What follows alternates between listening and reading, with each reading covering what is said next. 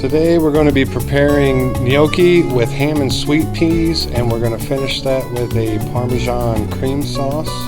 We'll be featuring FoodPRO item number 81465, which is a Kunzler football ham, and FoodPRO item number 78867, which is a gnocchi from Cortona.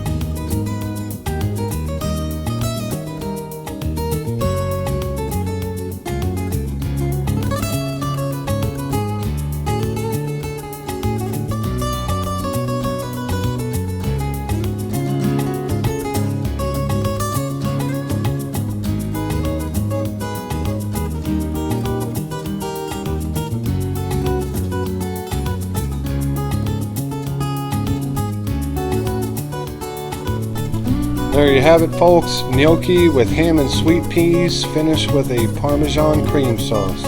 Thanks for cooking with FoodPRO.